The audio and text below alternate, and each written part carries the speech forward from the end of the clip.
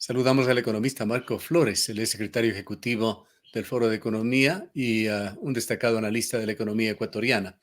Economista Flores, algunos avisos, algunas alarmas empiezan a encenderse en el exterior con visiones preocupantes sobre lo que está sucediendo aquí en el país. El último y más reciente, la calificadora de riesgo Fitch alerta sobre el ruido político en Ecuador, señala que sin reforma tributaria las necesidades de financiamiento del país subirán. Quisiéramos conocer su punto de vista y el del Foro de Economistas sobre lo que está sucediendo. Bueno, a mí no me llama la atención el que las calificadoras de riesgo incluso puedan rebajar la calificación del Ecuador. El riesgo país del Ecuador está en 800 puntos básicos. Y a pesar de que ha subido el precio del petróleo ecuatoriano, no ha bajado el riesgo país. La razón obvia es que Ecuador tiene una economía muy frágil, una economía muy dependiente e inestable, y eso genera el ruido nacional e internacional, pero fundamentalmente es lo que pasa aquí adentro, no más allá de lo que puedan pensar afuera. Por lo demás, las calificadoras de riesgo de lo que están preocupadas siempre, y no les culpo, ese es el criterio de ellos, nosotros tenemos otro, de lo que están siempre preocupadas es de que el Ecuador pague la deuda. Y eso es lo que les interesa. El indicador de riesgo país, que es publicado, calculado y publicado por un banco del exterior que se llama JP Morgan, fundamentalmente lo que analiza es la posibilidad que tiene una economía de pagar o no su deuda. El problema mayor lo tenemos aquí adentro, ¿no? Creo que lo que está pasando en el Ecuador es muy malo, genera aquí un ruido enorme, pero sobre todo una enorme inestabilidad y no apunta a solucionar los graves problemas del Ecuador, comenzando por el de la pobreza, el del crecimiento, el del desempleo, el subempleo. ¿Qué le dijo a usted la visita del secretario de Estado de los Estados Unidos, Anthony Blinken? Bueno, me parece muy positivo porque los Estados Unidos están regresando a ver a Latinoamérica. Es algo que los latinoamericanos siempre hemos buscado. De hecho, la ayuda de los Estados Unidos es crucial en todo sentido, ¿no? La ayuda económica, la ayuda política, en fin. Justamente para una de las cosas que debe hacer el Ecuador, más que hablar con el Fondo Monetario, hablar con el Departamento de Estado. El Ecuador necesita mayor tiempo y espacio fiscal. No se le puede pedir a una economía que se cae a pedazos, donde 70% de la población económicamente activa, es decir, la fuerza laboral, está desempleada o subempleada, donde tiene usted una enorme pobreza. El INEGI está publicando los indicadores. No se puede pedirle un ajuste como el que se le está exigiendo al Ecuador, que por más de que se diga que ese ajuste es menos esforzado que el que tenía el señor Moreno, lo que significa ese ajuste que la inversión pública desaparece, pues se dedica a pagar la deuda. Y cuando la inversión pública desaparece, entonces usted no puede reactivar la economía. Y el no reactivar la economía significa que no hay más ventas, no hay más compras para que el SRI recaude más para poder pagar la deuda, pero sobre todo para generar empleo a los ecuatorianos, para reducirles la pobreza, para propiciar un crecimiento económico inclusivo. Aquí hay una gran disyuntiva, Gustavo. Si usted ha visto en los últimos días, están apareciendo nuevamente en los medios de comunicación, en determinados medios, los economistas que apoyaron tanto la conducción económica del expresidente Moreno. Ellos tienen su criterio, yo los respeto, pero no lo comparto.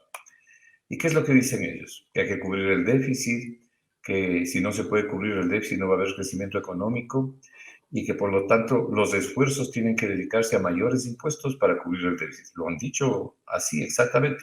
Nosotros pensamos lo contrario. El Foro de Economía tiene una idea justamente opuesta. El problema del crecimiento económico no es generado por el déficit.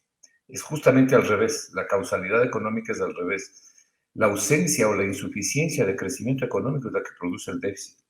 De manera que primero hay que crecer para recaudar más, como le acabo de decir, recuperando la demanda y el empleo y poder pagar la deuda. Pero no al revés. Es decir, nosotros lo que estamos proponiendo es algo parecido a lo que hace Bolivia, a lo que hizo Mario Centeno en Portugal y le tiene a Portugal siendo la economía de mejor y mayor crecimiento en Europa. Pero desgraciadamente yo observo que el modelo que se está siguiendo es más o menos el mismo que se siguió en el gobierno anterior. Que luego de 4 años de ese modelo los resultados han sido deplorables, ¿no? Deplorables. Si a eso usted le suma la pandemia, entonces tiene un cuadro de conjunto que literalmente destruyó el empleo, destruyó el crecimiento, incrementó de manera sustantiva la pobreza. En muchos años no habíamos tenido nosotros una pobreza crítica de 2 dígitos. 14.7% de toda la población ecuatoriana. Es decir, 14.7 de los 17,5 millones de ecuatorianos viven en pobreza crítica. Viven con menos de $1.50 al día.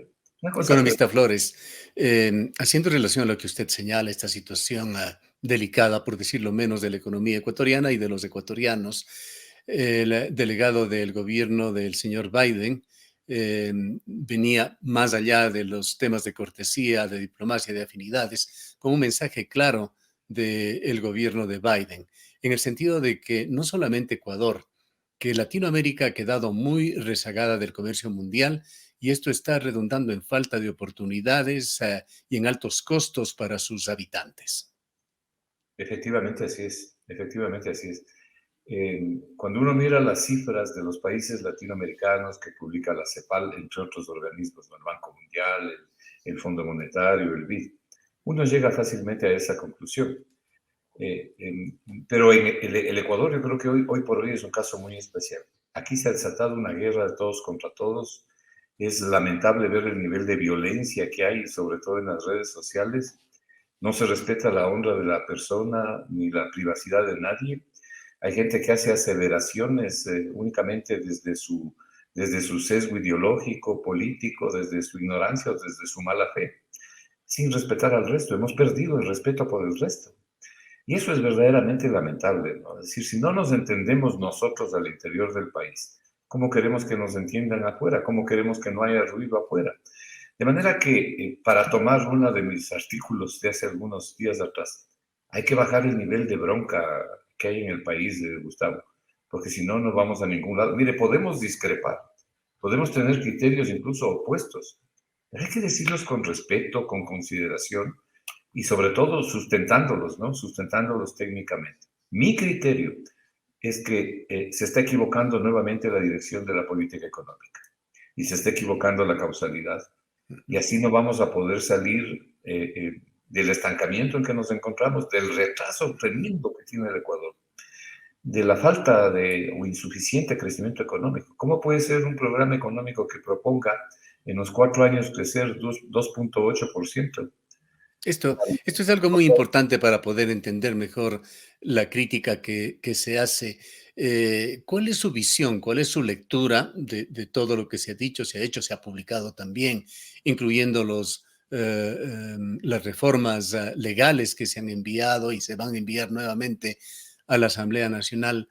¿Cuál es la agenda del gobierno? ¿Cuál es la agenda de Guillermo Lasso? Si usted recuerda, me parece que en el último programa al que bondadosamente usted me invitó, yo señalaba que ojalá el gobierno retire este proyecto de ley, o si es que le devuelve la Asamblea, todavía no le devolvía en ese momento, mande nuevos proyectos independientes, uno para la reforma tributaria, otro para la reforma laboral y cualquier otro para lo que quiera el gobierno. Es una buena noticia que el presidente Lasso haya tomado esa decisión. Yo celebro esa decisión porque es una decisión que va en la dirección correcta. La mega ley que presentó el gobierno a la Asamblea tenía cosas muy malas, pero también tenía cosas buenas y algunas eran muy buenas. De manera que hubiera sido muy perjudicial para el Ecuador perder las cosas buenas que sí tiene la ley. Por ejemplo, en la reforma laboral, yo creo que una parte sustantiva de la reforma laboral es el permitir el trabajo a tiempo parcial, el trabajo a tiempo por horas. Pero el Estado es el que fija el mínimo, como ocurre en los Estados Unidos, en Alemania, en Italia, en Europa en general.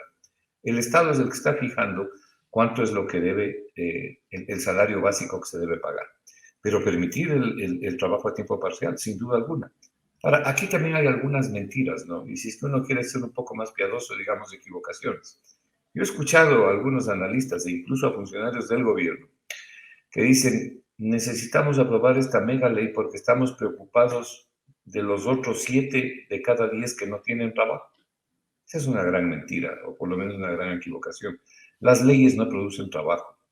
Las leyes pueden viabilizar las relaciones laborales o pueden obstaculizarlas. Lo único que genera trabajo no son las leyes, es el crecimiento económico y además no cualquier crecimiento, sino el crecimiento económico inclusivo. y el Ecuador requiere crecer al 5%, pero usted tiene un programa de gobierno y tiene un programa cuarto y anual presentado por el Ministerio de Economía, que en promedio le dice que el Ecuador va a crecer al 2.8%, es decir, más o menos la mitad de lo que debe crecer. ¿Por qué? Porque se sacrifica, por ejemplo, la inversión pública. ¿Y por qué la inversión pública? Para privilegiar el pago de la deuda y para cubrir el déficit.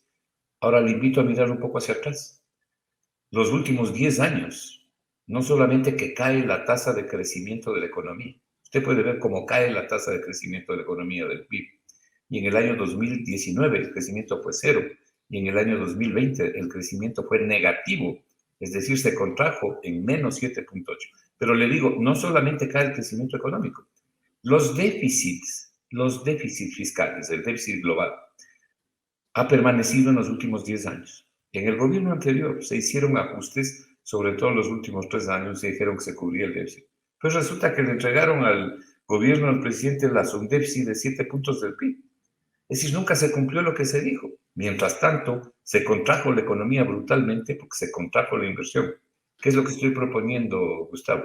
Lo que estoy proponiendo es que el Estado priorice el destino de los recursos, la inversión pública hacia los motores de reactivación que tiene la economía ecuatoriana. Esto es Estas lo que... metas que usted las califica como exiguas que se propone el gobierno de Guillermo Lasso, ¿están de alguna manera en relación con el acuerdo con el Fondo Monetario Internacional? Completamente. Mire, si usted revisa el acuerdo con el Fondo Monetario, pero además, si es que revisa el programa de gobierno, usted va a encontrar que incluso el propio gobierno lo dice claramente y lo escribe claramente. Dice, vamos a privilegiar el pago de la deuda. ¿Y cuál es el concepto tras de privilegiar el pago de la deuda y se supone que cubrir el déficit? El concepto es, este es el concepto equivocado de algunos economistas que asesoran al gobierno, es que si se cubre el déficit se despierta la inversión. Y si se despierta la inversión, entonces se impulsa el crecimiento. Eso no ha pasado en ninguna parte. No hay ninguna evidencia de que así sea. Pero lo fundamental es lo que ha vivido el Ecuador en los últimos años, en que nos dijeron lo mismo, pero los resultados fueron adversos. Entonces, el mensaje que estoy tratando de darle no es el que no se pague la deuda, no es el que no nos preocupemos del déficit. Por supuesto que hay que pagar la deuda, pues si no tenemos otros problemas, pero no podemos pagarla sin crecimiento económico. Por eso necesitamos mayor tiempo y espacio fiscal. Esto hay que hablarlo no con el Fondo Monetario, hay que hablarlo con el Departamento de Estado y aprovechar de las buenas relaciones que tiene el presidente de la República y el Ecuador con el gobierno de Estados Unidos. Tenemos que ampararnos en los Estados Unidos, sin duda alguna, pero sin duda alguna. Entonces, ¿para qué? Para tener más tiempo y espacio fiscal y poder crecer, para activar la economía, activar las compras y las ventas, para que el SRI recaude más, porque hay más compras y ventas. Pero por el camino que vamos, no llegamos a ningún lado. Ahora, Entonces, ¿cómo se entiende esto del Fondo Monetario Internacional? ¿No es uno de los grandes objetivos del Fondo Monetario Internacional justamente el promover el desarrollo de sus países? el Fondo Monetario Internacional, no de ahora, de toda la vida, de lo que se ha preocupado es que los países paguen la deuda. Es lo que se preocupa. Por supuesto, le presentan un programa económico que le dicen el Ecuador va a crecer, pero no ha crecido los últimos 3 años que tenemos programa con el fondo. Todo lo contrario. Ha sucedido todo lo contrario. Y no le vamos a culpar a la pandemia, porque el problema es desde antes de la pandemia. Pero no solamente aquí, en todas partes del mundo ha sucedido. Mire lo que pasó en Argentina y en la Argentina de Macri. Le entregaron en efectivo más de 47.000 millones de dólares y la plata salió por la otra puerta. Y no solamente que Argentina no creció, sino que tiene ahora una pobreza del 50%. Un país de la riqueza de la República Argentina y con una clase media tan fuerte y robusta en la situación en que dejaron el gobierno. Bueno, eso es lo que le interesa al Fondo Monetario. Al Fondo Monetario hay que utilizarlo para otras cosas en las cuales puede ser de gran ayuda para el país. Por ejemplo, el Fondo Monetario siempre es de gran ayuda para ayudar a detectar problemas en las cuentas nacionales, sí, pero eso es muy diferente a que el Fondo Monetario venga aquí y tome las decisiones por los ecuatorianos, que es lo que ha venido pasando. Este programa con el Fondo Monetario, la carta de intención, fue hecha en los Estados Unidos y se trajo aquí y aquí fue aceptada. Entonces, las negociaciones que tiene este o cualquier ministro de Finanzas tienen un espacio muy reducido. Entonces, nadie puede pedir que el ministro de Finanzas se convierta en mago. pero son las exigencias del Fondo Monetario, o si no dicen no produzco los desembolsos que ustedes necesitan. Ahora, los resultados hasta el momento para el gobierno en materia económica son malos. Van 150 días de gobierno en donde las cosas prácticamente no han cambiado. ¿Qué expectativas tiene usted en cuanto a reconsideraciones, reflexiones de el gobierno que puedan venir contenidas en este nuevo intento de reforma tributaria que se entiende ingresará antes de que termine esta semana a la Asamblea? Bueno, habrá que ver qué es lo que dice el nuevo intento de reforma tributaria, pero y más que expectativas, abrigamos alguna esperanza, pero en lo sustantivo, si el gobierno, mire, el gobierno puede arreglar el tema de la muerte cruzada, el problema de la pérdida de su base social. Es grave que un gobierno pierda el apoyo de su base social. Cuando se rompe la paz social, los costos, incluso los costos económicos, no solo los sociales, son elevadísimos. Colombia perdió como 2 puntos del PIB, ¿no? Y los países que rompen su base social pierden una enorme cantidad de recursos.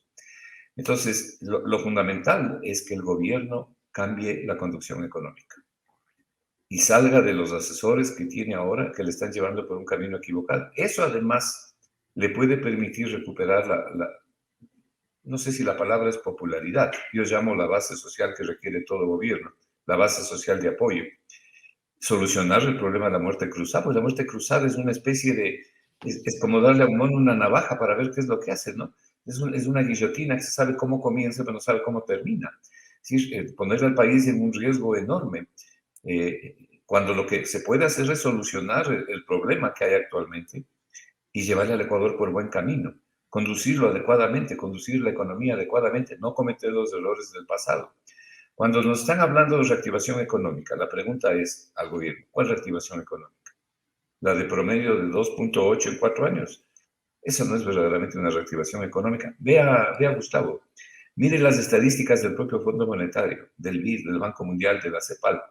El Ecuador es el país que de toda América Latina tiene el menor rebote económico. Es decir, este rebote que A nosotros... menor recuperación. Sí, el rebote que nosotros estamos calculando de 3.0, de 3.1, calcula el Foro de Economía en el año 2000, este año, al final del año. Es el más bajo de toda Latinoamérica. ¿Y qué El Fondo tan Monetario, sólidas ve usted las expectativas de recuperar esos 2 millones de plazas de empleo? Que Guillermo Lazo es lo que más reclama, dice que no le dejan hacer. bueno, si es que las leyes no generan empleo, como le dije hace un momento, sino el crecimiento económico. Las leyes ayudan o perjudican, pero si no hay una inversión pública, no podemos recuperar el empleo que necesitamos. ¿Y por qué le hablo de inversión pública?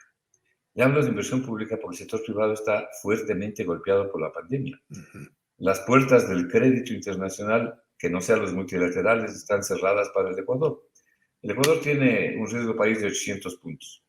Incluso si quisiera emitir bonos, resulta que la tasa de interés sería muy alta la que tiene que Claro. pagar el Claro, Ecuador. la pregunta lógica es, sin dinero, ¿cómo hace inversión pública? Un segundo. Entonces, no podemos emitir bonos porque la tasa sería muy alta, pero sobre todo porque nadie quiere nuestros bonos. No hay demanda por los bonos ecuatorianos. Entonces, ¿qué nos queda aquí? Nos queda la plata de los multilaterales que podemos obtener. No es verdad que solamente si es que hay un acuerdo con el Fondo Monetario los multilaterales le dan plata. Es cuestión de revisar la historia del Ecuador. Es cuestión de revisar. Cuando el ingeniero Febres Cordero declaró el no pago de la deuda, acuérdese que se rompió el oleoducto y se paralizó la exportación de petróleo 6 meses. Los multilaterales acudieron en ayuda del Ecuador, a pesar de que el Ecuador difirió el pago de la deuda. Bueno, lo que nosotros estamos pidiendo no es diferir el pago, no es no pagar la deuda, sino diferirla, generar mayor espacio fiscal para que el gobierno pueda utilizar los recursos que está utilizando ahora en pagar la deuda. Le voy a dar una cifra para que usted vea. El presupuesto del Estado de este año es aproximadamente 33 mil millones de dólares, 32 mil y pico. Vamos a cerrar en 33 mil. Bueno, de ese valor, 9.800 vienen del financiamiento externo, del financiamiento público, externo e interno. Es decir, 9.800 millones son deuda. Casi el 25% del presupuesto del Estado. La mitad de esa plata se va a encubrir el déficit, en terminar de completar la Ujú. cobertura del déficit. Y la otra mitad se va en pago de deuda, es decir, nueva deuda para vieja deuda. No vamos a ningún lado así. Bien, el tiempo se nos agota. ¿Qué salidas podrían haber? ¿Cuáles son las recomendaciones del Foro de Economistas? Bueno, la salida fue escrita hace 1800 años por el emperador Trajano en Roma. Cuando usted tiene una situación como esta, una recesión como esta, lo que hay que hacer es reducir impuestos. Lo que hay que hacer es poner plata en la economía. Como el sector privado no está en condiciones de poner más plata porque está golpeado y la inversión está golpeada, olvídese de la inversión extranjera. Entonces, lo único que nos queda es utilizar la inversión pública, pero la inversión pública está siendo ampliamente sacrificada. Entonces, hay que priorizar la inversión pública hacia los motores de reactivación económica que tiene el Ecuador. Ujú. Él me dice, ¿y de dónde vamos a sacar la plata? Difiera el déficit, pues. Tiene que aprender a vivir con el déficit un tiempo más largo, como está haciendo Bolivia. Es importante, por ejemplo, que la ciudadanía sepa que Bolivia va a crecer, está creciendo ya. El primer semestre creció sobre el 5,5%.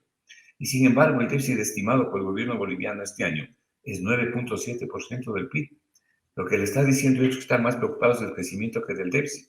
No que no les preocupe el déficit, sino que con Economista ese Flores, crecimiento van a... lamentablemente el tiempo se nos agota. No quisiera dejar de pedirle una opinión a usted sobre la importancia, las implicaciones que pueda tener el caso de Alex Saab con Ecuador. Bueno, no sé, yo espero de que los análisis que se hagan, en primer lugar, no le perjudiquen al Ecuador, pero además sean análisis sobre la realidad de los hechos, ¿no? Hace un momento le decía que en este país se habla de más y se mete a todos en el mismo saco y se reparte palos de ciegos. Vamos a ver cómo se desarrolla este caso. Es un caso delicado para poder dar una opinión. No quisiera anticiparme a lo que digan las autoridades que están encargadas de eso. Y mi tema es la economía. Pero volviendo al punto central, Gustavo, si este modelo no se favorece el crecimiento y la recuperación del empleo, no solamente que no vamos a poder disminuir la pobreza, sino que no vamos a salir del retraso. Llevamos años de esto. Imagínense lo que es 10 años de reducir el crecimiento del PIB, 10 años de déficit y 10 años de ajustes. Entonces, sobre todo los últimos 4 años, lo que estamos es pidiendo por un cambio en este sentido para hacer lo que Trajano hacía en Roma cuando sucedían estas cosas. Bajaba los impuestos y ponía dinero en la economía. Pero como usted no tiene Gracias. todo el dinero del mundo, tiene que priorizar cuál es el dinero que va a poner y dónde va a poner. Esa es la prioridad que requiere el Ecuador. Gracias, economista Flores, por habernos atendido.